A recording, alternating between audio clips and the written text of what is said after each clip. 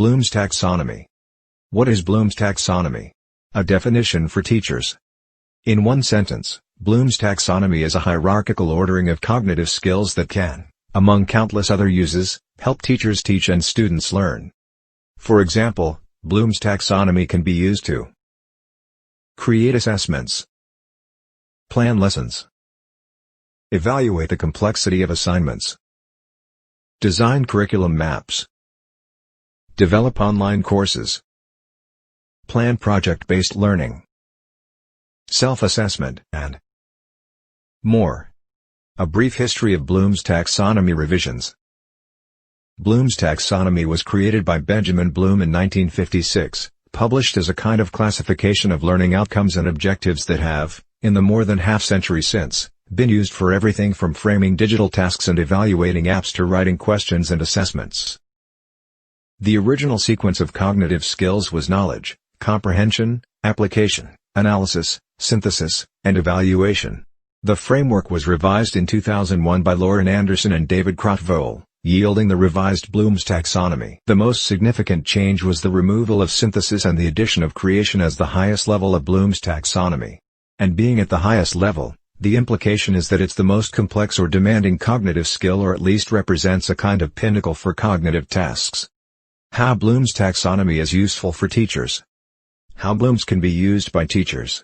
There are many reasons for the popularity of Bloom's Taxonomy. It's clear that many educators love Bloom's because, among other virtues, it gives them a way to think about their teaching, and the subsequent learning of their students. As mentioned above, the framework can be used to create assessments, evaluate the complexity of assignments, increase the rigor of a lesson, simplify an activity to help personalize learning, design a summative assessment, plan project-based learning, frame a group discussion, and more.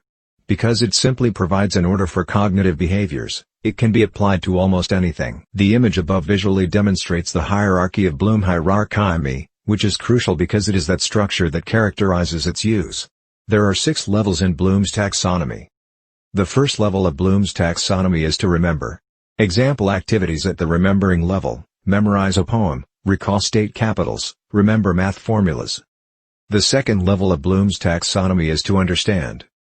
Example activities at the understanding level: organize the animal kingdom based on a given framework, illustrate the difference between a rectangle and square, summarize the plot of a simple story. The third level of Bloom's Taxonomy is to apply. Example activities at the application level: use a formula to solve a problem, select a design to meet a purpose, reconstruct the passage of a new law through a given government/system. The fourth level of Bloom's Taxonomy is to analyze. Example activities at the analysis level: identify the parts of democracy, explain how the steps of the scientific process work together, identify why a machine isn't working. The fifth level of Bloom's Taxonomy is to evaluate. Example activities at the evaluation level: make a judgment regarding an ethical dilemma, interpret the significance of a given law of physics, illustrate the relative value of technological innovation in a specific setting, a tool that helps recover topsoil farming, for example. The sixth and final level of Bloom's Taxonomy is to create. Example activities at the creation level: design a new solution to an old problem that honors/acknowledges the previous failures, delete the least useful arguments in a persuasive essay, write a poem based on a given theme and tone,